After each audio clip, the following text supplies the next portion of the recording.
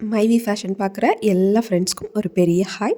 இன்றைக்கி என்ன வீடியோ அப்படின்னா, எவ்வளோ தான் நமக்கு தங்கம் விலை உயர்ந்துக்கிட்டே போனாலும் நம்மளால் வாங்க முடியும் இந்த மாதிரி வழிமுறைகளை நீங்கள் பின்பற்றும்போது. ஸோ அதை தான் உங்கள் கூட நான் ஷேர் பண்ணியிருக்கேன். ஸோ பொங்கல்லாம் ரொம்பவே எல்லாருக்கும் நல்லபடியாக முடிஞ்சிருக்குன்னு நினைக்கிறேன். எனக்கும் நல்லபடியாக போயிடுச்சு. உங்களுக்கு எப்படி பொங்கல் இந்த ஃபெஸ்டிவல் போணுச்சு அப்படிங்கிறத என் கூட ஷேர் பண்ணுங்கள். ஸோ கமெண்ட்டில் உங்களுக்கு கோல்டு சம்மந்தமான எந்த ஒரு டவுட் இருந்தாலும் கேளுங்க. அதை நான் கிளியர் பண்ணுறதுக்கான வீடியோ உங்களுக்கு தொடர்ந்து கொடுத்துட்டே இருக்கேன். கோல்டு சம்மந்தமான வீடியோஸ், அதுக்கப்புறம் நிறைய ஃபேஷன் சம்மந்தமான, அதுக்கப்புறமா நிறைய ரிவ்யூஸ், இதெல்லாம் உங்களுக்கு நான் ஷேர் பண்ணிக்கிட்டே இருக்கேன். ஸோ உங்களுக்கு இந்த வீடியோலாம் பிடிச்சிருக்கு அப்படின்னா நம்ம சேனலை சப்ஸ்கிரைப் பண்ணி வச்சுக்கோங்க. இன்றைக்கி வீடியோ பார்த்தீங்க அப்படின்னா, நகை விலை எவ்வளவு ஏறினாலும் இப்படி நீங்கள் சேமிக்கிறீங்க அப்படின்னா உங்களால் கண்டிப்பாக நகை வாங்க முடியும். ஸோ இப்போதைக்கு அப்ராக்சிமேஷனாக நகை விலை 13,000 சம்திங் இருக்குது. 13,180 இன்னைய ரேட் படி. ஸோ உங்களுக்கு இதுக்கு மேலே போகும் அப்படின்னா ஒரு 15,000 வரைக்குமே போனால் கூட நம்மளால் வாங்க முடியும், இந்த மாதிரி விஷயங்களை பண்ணுறதுனால மூலம் மட்டுமே. ஸோ இப்போ நான் ஈஸியாக நீங்கள் வீடியோவில் பார்த்துருப்பீங்க, நகை சீட்டு போட சொல்கிறாங்க, டிஜிகோல்ட் ஸ்கீம் ஏதாவது பண்ணுங்கள் அப்படிங்கிற மாதிரி சொல்ல போகிறாங்க அப்படிங்கிற மாதிரி நீங்கள் நினச்சிருப்பீங்க. இந்த வீடியோ ஸ்க்ரீனை பார்க்கும்போது உங்களுக்கு அப்படி தான் தோணும். ஸோ அதில் என்ன பண்ணால் பெனிஃபிட் இருக்குது, என்ன பண்ணால் நமக்கு ப்ராஃபிட்டே இல்லாமல் நம்ம லாபத்தை இல்லாமல் நஷ்டம் அடைஞ்சிருவோம் அப்படிங்கிறதையும் நான் அதில் சொல்லியிருக்கேன். ஸோ ஈச் அண்ட் எவ்ரி ஒவ்வொரு இதையும் வீடியோவை ஃபுல்லாக பாருங்கள். எந்த இடத்துலையும் ஸ்கிப் பண்ணி பார்க்காதீங்க. ஸோ ஸ்கிப் பண்ணி பார்த்தீங்க அப்படின்னா சில இடங்களில் சில விஷயங்கள் புரியாமல் போயிடலாம். கண்டிப்பாக நான் விலை ஏறினாலும் எப்படியாவது இந்த வருஷத்தில் நகை வாங்கியே தீருவேன் அப்படின்னு ஒரு மைண்ட் செட் இருக்குது அப்படின்னா ஃபுல்லாக பாருங்கள். ஸோ இப்போ நம்ம எந்த நியூஸ் சேனல் எந்த விஷயம் கோல்டை பற்றி பேசுகிறாங்க அப்படின்னாலும் நகை விலை அதிகரிக்க போகுது அப்படின்னு தான் சொல்லிட்டு இருக்காங்களே தவிர நகை விலை கொஞ்சம் குறையும், ரொம்ப குறையும், தட் குறையும் அப்படின்னா ஒரு 200 300 சவரனுக்கு இந்த மாதிரியான ஒரு ஆசோலேஷனில் இருக்குதே தவிர ஒரு சாலிடாக 2,000 குறைஞ்சிச்சு 3,000 குறைஞ்சிச்சுன்னா குறைஞ்சி வர்றதுக்கு வாய்ப்பே இல்லை. இப்போ 13,000 இருக்குது அப்படின்னா 10,000 வரும் அப்படிங்கிறதுக்கு வருமா அப்படின்னா அது மிகப்பெரிய கேள்விக்குறி தான். ஸோ நம்ம அதையே மைண்டில் வச்சுக்கிட்டு நம்ம எதுவும் வாங்க முடியாது பண்ண முடியாது அப்படின்னு யோசிச்சுட்டு இருக்கவங்களா நீங்கள், அப்போ இந்த வீடியோ உங்களுக்கு கண்டிப்பாக யூஸ்ஃபுல்லாக இருக்கும். ஃபுல்லாக பாருங்கள். நகை சீட்டு நான் ஃபஸ்ட்டு என்ன சொல்லியிருக்கேன் அப்படின்னா நகை சீட்டு போடணும் அப்படின்னு சொல்லியிருக்கேன். ஸோ நகை வாங்கணுங்கிறதுல மிகப்பெரிய லாபம் எதில் கிடைக்குன்னா நகை சீட்டு போடுறதுல தான். ஏன்னா அதில் வேஸ்டேஜ் உங்களுக்கு ஆஃபர் பண்ணுவாங்க. ஓகே, இப்போ நீங்கள் நகை சீட்டு போட போகிறீங்க அப்படின்னு ஒரு ஃபிக்ஸடாக ஒரு பிளான் பண்ணிட்டீங்க அப்படின்னா அதை தீபாவளி டைம் இல்லை பொங்கல் டைம் இந்த மாதிரி ஆஃபர் டைமில் போடுங்க. ஏன்னா நகைக்கு எடுக்கிறதுக்கே அவங்க அந்த டைமில் ஆஃபர் கொடுப்பாங்க. ஸோ அந்த மாதிரி ஆஃபர் கொடுக்கும்போது நகைச்சீட்டுக்கும் ஆஃபர் பண்ணிகிட்டு இருப்பாங்க. ஸோ அதை நீங்கள் விசாரிச்சிங்க அப்படின்னா கண்டிப்பாக நகைச்சீட்டுக்கு ஆஃபர் பார்த்தீங்கன்னா ஒரு கிராம் வெள்ளி கொடுக்குறது, வெள்ளி நாணயம் கொடுக்குறது, ஸோ இந்த மாதிரி வவுச்சர்ஸ் கொடுக்குறது, இந்த மாதிரியான ஆஃபர்ஸை நீங்கள் அந்த டைமில் போனீங்க அப்படின்னா கெட் பண்ணிக்கலாம். ஸோ நகை சீட்டு போடுறதுலையும் நீங்கள் ஸ்டார்ட் பண்ணுறீங்க அப்படின்னா இந்த தீபாவளி டைம் பொங்கல் டைமில் ஸ்டார்ட் பண்ணுறதுக்கு இந்த ஃபெஸ்டிவல் டைம் அட்சய திருதியை போட்டிங்கன்னா இந்த டைமில் போட்டிங்கன்னா ஒரு ஆஃபர் இருக்குது அப்படிங்கிற மாதிரி அனௌன்ஸ்மெண்ட் வரும்போது அந்த டைமில் நீங்கள் அதை பிக்கப் பண்ணுறதுக்கு பாருங்கள். ஸோ இப்போ பார்த்தீங்க அப்படின்னா நகை ரேட்டு கூட நமக்கு இந்த பெரிய நகைகளாக எடுக்கிறது ரொம்பவே கஷ்டமாக இருக்கும். அந்த மாதிரி சமயத்தில் நம்ம என்ன பண்ணணும் அப்படின்னா நகை சீட்டு போடுற அந்த கடை நம்பிக்கையான கடையாக இருக்கிறது மட்டும் இல்லாமல் அது நல்ல ஒரு ஃப்ளெக்ஸியாக இருக்கான்னு நீங்கள் பார்த்துக்கணும். ஸோ ஃப்ளெக்ஸி அப்படின்னா நல்ல ஃப்ளெக்சிபிளாக எப்போவும் நமக்கு எதுவும் அட்வான்டேஜாக இருக்கிற மாதிரி. ஸோ சில கடைகளில் இந்த மாதம் நீங்கள் ஒரு 1000 ரூபாயில் ஸ்டார்ட் பண்ணுறீங்க அப்படின்னா அடுத்த மாதம் 1000 ரூபா கட்டணும், அதுக்கு அடுத்த மாதம் 1000 ரூபா கட்டணும், இப்படியே உங்களுக்கு ஒரு 11 மாதம் சீட்டு தான் மேக்ஸிமம் உங்களுக்கு நகைச்சீட்டு இருக்கும். ஸோ அந்த மாதிரி நீங்கள் 10,000 ரூபாயிலையும் ஸ்டார்ட் பண்ணிக்கலாம். ஸோ 10,000 ரூபா ஸ்டார்ட் பண்ணி நம்ம ஃபைனலாக முடிக்கும் போது பார்த்தீங்கன்னா 1,10,000 ரூபாய் நம்ம கட்டுற மாதிரி இருக்கும். ஸோ இப்போ இந்த மாதிரி ஃப்ளக்சுவேஷன் நான் என்ன சொல்கிறேன் அப்படின்னா நீங்கள் இப்போ ஒரு 1000 ரூபாய் கட்டுறீங்க அப்படின்னா அடுத்த மாதமும் நீங்கள் 1000 ரூபா தான் கட்டணும். அந்த 1000 ரூபாய் நீங்கள் கட்டாமல் இப்போ ஜனவரியில் 1000 ரூபாய் கட்டியாச்சு, பிப்ரவரியில் 1000 ரூபாய் கட்டலை, மார்ச்சில் இந்த பிப்ரவரிக்கு உள்ள 1000 ரூபாயும் சேர்த்து கட்டணும் அப்படின்னா சில கடைகளில் முடியாது. அந்த மாதிரி இருக்க கடைகளில் நகைச்சீட்டு போடக்கூடாது. எந்த மாதிரி கடைகளில் போடலான்னா ஜனவரியில் ஒரு 1000 ரூபாய் நான் கட்டுறேன், அடுத்து பிப்ரவரியில் என்னால் 1000 ரூபாய் கட்ட முடியல, மார்ச்லையும் கட்ட முடியல, ரெண்டையும் சேர்த்து ஏப்ரலில் என்னால் கட்ட முடிகிற சமயத்தில் நான் கட்டிக்கிறேன் அப்படிங்கிற மாதிரி உங்களுக்கு ஒரு ஃப்ளக்சுவேஷன் இருக்கணும். ஸோ அந்த மாதிரி ஃப்ளெக்ஸியாக இருக்கிற எந்த ஷாப்பில் வேணாலும் நீங்கள் நகைச்சீட்டை நம்பிக்கையான கடையில் போட்டுக்கோங்க.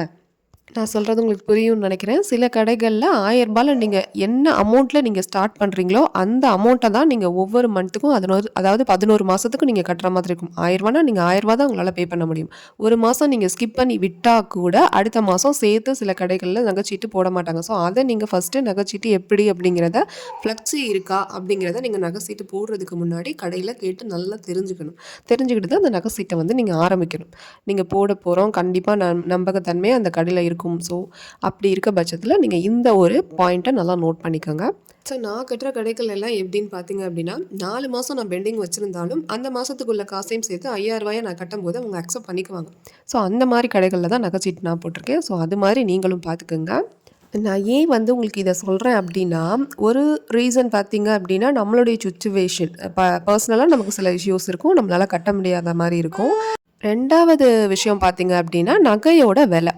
இந்த மந்த் திடீர்னு பார்த்தீங்க அப்படின்னா ஒரு மந்த் நான் 1000 சீட்டு கட்டிட்டேன். 2வது மாதம் பார்த்தீங்க அப்படின்னா திடீர்னு நகையோட விலை வந்து 200, 300 வந்து ஏறி இருக்கும். ஸோ அப்படி ஏறி இருக்கும்போது எவ்வளோ வேணாலும் ஏறி இருக்கலாம், ஒரு 500 வரைக்கும் கூட ஏறி இருக்கலாம் அடுத்த மாதத்துக்குள்ளே. ஸோ அப்படி ஏறி இருக்கும்போது நான் வந்து கட்ட மாட்டேன். கட்டாமல் அந்த அமௌண்ட்டை வந்து வச்சுருந்துட்டு நெக்ஸ்ட் மந்த் குறையுதா அப்படின்னு ஒரு செக் பண்ணிப்பேன்.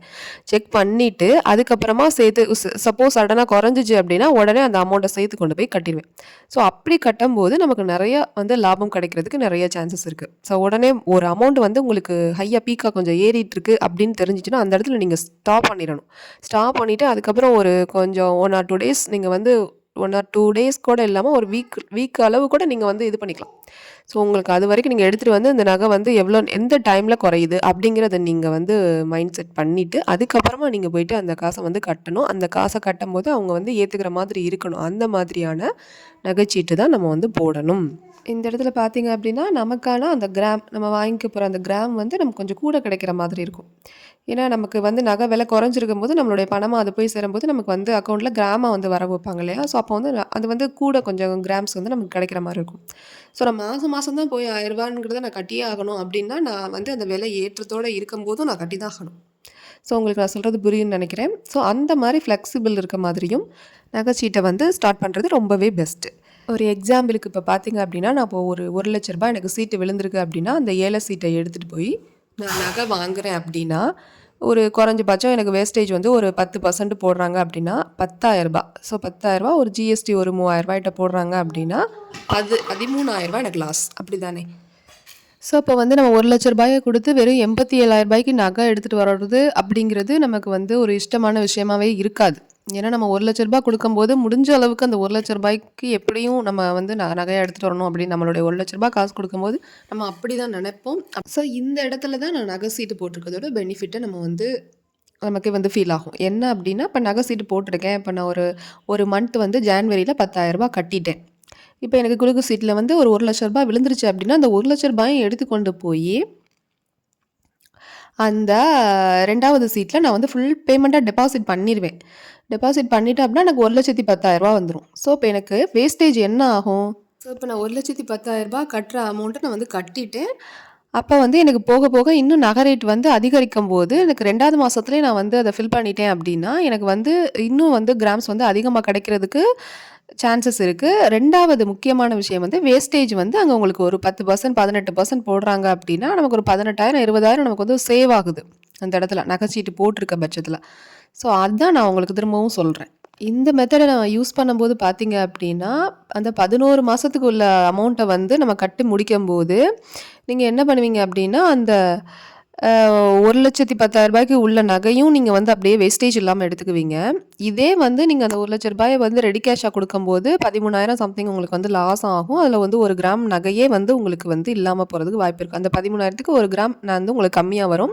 ஸோ இப்போ இந்த அமௌண்ட் நகைச்சீட்டு போட்டிருக்கும்போது அந்த 1 கிராம் நகையும் உங்களுக்கு சேர்த்து வேஸ்டேஜ் இல்லாமல் வரும். இப்போ நான் சொல்கிறது உங்களுக்கு புரிஞ்சிருக்கும்னு நினைக்கிறேன்.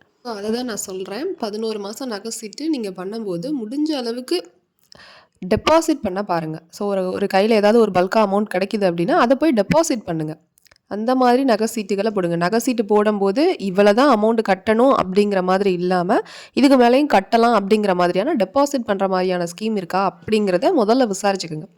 ஸோ அப்படி பண்ணிக்கிட்டீங்க அப்படின்னா உங்களுக்கு நகை விலை எப்படியும் பின்னாடி ஏற தான் போகுது எப்படியும். ஸோ நீங்கள் இதை இப்போவே பண்ணி வச்சிட்டிங்க அப்படின்னா ஒரு 11 மாதம் கழித்து நீங்கள் பார்க்கும்போது பார்த்தீங்க அப்படின்னா உங்களுக்கே ரொம்ப ஆச்சரியமாக இருக்கும். ஸோ நம்ம இவ்வளவு சேவ் பண்ணியிருக்கோம் அப்படிங்கிற மாதிரி உங்களுக்கே தோணும். ஸோ அதை தான் நான் திரும்பவும் சொல்கிறேன். நகை சீட்டு போடும்போது டெபாசிட் பண்ண பாருங்கள். சில கடைகள் எல்லாம் பார்த்தீங்க அப்படின்னா தனியாக டெபாசிட் அப்படின்னு சொல்லுவாங்க. ஸோ தனியாக டெபாசிட் பண்ணி வச்சுக்கோங்க, அதுக்கப்புறம் நகை விலை எவ்வளோ ஏறி இருக்கோ எது பண்ணியிருக்கோ அதுக்கு வேஸ்டேஜ் இல்லாமல் எடுத்துக்கோங்க அப்படின்பா. நீங்கள் அந்த மாதிரி போகாமல் நீங்கள் நகை சீட்டுக்குள்ளே டெபாசிட் அந்த மாதிரி இருக்க மாதிரியான நகை சீட்டை வந்து அந்த ஸ்கீமை வந்து நீங்கள் சூஸ் பண்ணி எடுக்கணும். ஸோ இதில பார்த்தீங்க அப்படின்னா, இந்த பட்ஜெட் இந்த மாரிலாம் தாக்கல் செய்யும்போது பார்த்தீங்க அப்படின்னா, இந்த கோல்டோட வந்து இம்போர்ட் டாக்ஸு, எக்ஸ்போர்ட் டாக்ஸ்ன்னு சொல்லிட்டு இந்த டாக்ஸ வந்து கம்மி பண்ணுவாங்க. ஸோ அப்போ 6% ஒரு தடவ குறைச்சாங்க. ஸோ குறைக்கும்போது அந்த மாரி நேரங்கள்லலாம் நீங்க இந்த மாரி சீட்டு போட்டிருந்தீங்க அப்படின்னா, அந்த டாக்ஸ் குறையும்போது உங்களுக்கு வந்து கிராம்ஸ் வந்து நீங்க அதிகமா கெட் பண்ணிக்க முடியும். ஸோ நான் சொல்றது புரியும்னு நெனைக்கிறேன். ஸோ இந்த மாரி டாக்ஸ் இது மாதிரிலாம் நாங்க வந்து பட்ஜெட் இந்த மாரி டைமில் குறையும்போது, உங்களுக்கு அந்த நகையோட நீங்க போட்டிருக்க அந்த நகையோட அளவு கிராம்ஸ் வந்து சம்திங் கிராம்ஸ் உங்களுக்கு மில்லி கிராம்ஸ் வந்து கூட உங்களுக்கு கூட கிடைக்கிறதுக்கு வாய்ப்பு இருக்கு. நீங்க நகை சீட்டு இந்த மாரி போட்டிருக்க பட்சத்தில. அதுவும் இந்த டெபாசிட் மாரி பண்ணியிருக்க பட்சத்தில நான் சொல்றேன். இப்போ பார்த்தீங்கன்னா, நான் குலுக்கு சீட்டோ, ஏல சீட்டோ எதுவுமே போடல. இப்போ நான் அந்த மாதிரிலாம் எதுவுமே பண்ணல. ஆர்டி, எஃப்டி எதுவுமே நான் பண்ணாத பட்சத்தில் எப்படியும் என்கிட்ட 1 கிராம் நகையாவது வீட்டில் இருக்கும். ஸோ என்ன நகை இருக்கோ, நம்மக்கிட்ட எவ்வளோ நகை வந்து போடாமல் 1 சவரன் நகைக்கிட்ட இருக்குது, அந்த மாதிரிலாம் இருக்குது அப்படின்னா, உடனே நீங்கள் போய்ட்டு அதை வந்து என்ன பண்ணிக்கிறீங்க அப்படின்னா, பேங்க்கில் வச்சுருங்க. ஸோ பேங்க்கில் வச்சுட்டு பேங்க்கு தர அந்த அமௌண்ட்டை என்ன பண்ணுறீங்க அப்படின்னா, அப்படியே கொண்டு வந்து நகை சீட்டில் இருக்க ஒன் டைம் டெபாசிட்டில் போட்டுருங்க. நான் சொல்கிறது புரியுதுன்னு நினைக்கிறேன். நீங்கள் வந்து நகையை கொண்டு போய் பேங்க்கில் அடகு வைக்கிறீங்க. அடகு வச்சு அதில் கிடைக்கிற அமௌண்ட்டை அப்படியே கொண்டு வந்து நம்மளுடைய நகைச்சீட்டில் ஒன் டைம் டெபாசிட்டில் போட்டுருவீங்க. வேஸ்டேஜே இல்லாமல் நீங்கள் கட்டுறதுக்கு, வேல்யூ அடிஷனே உங்களுக்கு இல்லாமல் நீங்கள் கட்டுறதுக்கு நீங்கள் போட்டுறீங்க. ஸோ இப்போ இந்த நகை சீட்டு கட்டுவீங்க இல்லையா, 1000 1000 10,000 ஸோ என்ன சீட் அமௌண்ட்டு போட்டிருக்கீங்களோ அதை வந்து நீங்கள் என்ன பண்ணிக்கிறீங்கன்னா பேங்க்கில் போய் கட்டிக்கங்க. பேங்க்கில் கட்டி அந்த பழைய நகையை திருப்புறதுக்கும் நீங்கள் பார்க்கலாம். 2வது நீங்கள் வந்து இந்த பக்கம் வேஸ்டேஜே இல்லாமல் நகை எடுக்கவும் நீங்கள் பார்த்துடலாம். உங்களுக்கு நான் சொல்கிறது புரியும்னு நினைக்கிறேன். ரூ. 1,00,000 நகை வந்து எக்ஸாம்பிளுக்கு இப்போ நீங்கள் வந்து வாங்குறீங்க அப்படின்னா 18% உங்களுக்கு வேஸ்டேஜ். அந்த 18%ங்கிறது 18,000 உங்களுக்கு லாஸ். ரெடி கேஷாக கொடுத்தாலும் லாஸ். எப்போது நான் என்ன சொல்கிறேன் அப்படின்னா, நகையை அடகு வச்சு ஸோ அதுலேருந்து வர பணத்தை நான் ஏற்கனவே நகை சீட்டு போட்டுக்கிட்டு இருக்கேன். ஸோ 1 மாதம் கட்டிட்டு அதில் 10,000 கட்டியிருக்கேன்னு வச்சுக்கோங்க. 2வது மாதம் கட்டுறதுக்கு நான் வந்து ரூ. 1,00,000 இப்போ நான் அடகு வச்சு நகையை வாங்குறேன் அப்படின்னா, அந்த அமௌண்ட் லோனை வாங்குறேன் அப்படின்னா, அதை கொண்டு போய் நகை சீட்டில் 2வது சீட்டுக்கு ரூ. 1,00,000 நான் கட்டிடுறேன். ஸோ கட்டிட்டா எனக்கு கிராமு ஃபைனலாக வாங்கும்போது கூட கிடைக்கும், வேஸ்டேஜ் இல்லாமல். இங்கே நான் மாதம் மாதம் கட்ட வேண்டிய காசை பேங்க்கில் கொண்டு போய் நான் கட்டிக்கிட்டு இருக்கேன். நகை சீட்டு கட்டுற அந்த 10,000 காசை பேங்க்கில் கொண்டு போய் கட்டும்போது அந்த வட்டியும் வந்து எனக்கு கம்மியாயிரும். ஸோ அதையும் திருப்புறதுக்கான ஈஸியான வே வந்து எனக்கு கிடச்சிரும். ஸோ ரொம்ப முக்கியமான விஷயம் என்னென்னு பார்த்தீங்க அப்படின்னா, இந்த இடத்துல நீங்கள் பேங்க்கில் தான் அடகு வைக்கணுமே தவிர, அமௌண்ட் அதிகம் கிடைக்கிது அப்படிங்கிறதுக்காண்டி போய் அடகு கடையிலையோ இல்லை ஃபினான்ஸ்லேயோ அடகு வச்சுட்டிங்க அப்படின்னா ரொம்ப ரொம்ப லாஸ் ஆகிறதுக்கு வாய்ப்பு இருக்குது. ஏன்னா அதில் வட்டி அதிகம். ஃபினான்ஸ்லையோ இந்த முத்தூட், ஃபின்கார்ப் இது மாதிரி நிறைய இருக்குது இல்லையா, அதுலலாம் போய் நீங்கள் வச்சிங்க அப்படின்னா வட்டி வந்து உங்களுக்கு அதிகமாக வாங்குவாங்க. அப்போ உங்களுக்கு இதையும் அதையும் ஈக்குவல் பண்ணி பார்க்கும்போது நீங்கள் லாஸ் ஆன மாதிரி தான் தெரியுமே தவிர எந்த ப்ராஃபிட்டும் அடைஞ்ச மாதிரி தெரியாது. ஸோ அதை வந்து நீங்கள் இந்த இடத்துல கவனிச்சுக்கணும். ஓகே ஃப்ரெண்ட்ஸ், இதோட வந்து இந்த வீடியோவை முடிச்சுக்குவோம். இதுக்கப்புறம் வந்து நான் வீடியோ பார்ட் 2 அவங்களுக்கு வந்து நான் சொல்கிறேன். இன்னுமே இதில் ஒரு நிறைய விஷயங்கள் இருக்குது. அது எல்லாத்தையுமே நான் உங்களுக்கு ஷேர் பண்ணுறேன். இதை வந்து கண்டினியூ பண்ணோம் அப்படின்னா வீடியோ வந்து ரொம்ப லென்த்தாக தெரியும். ஸோ பார்க்குறதுக்கே ரொம்ப போர் அடிச்சிடும்.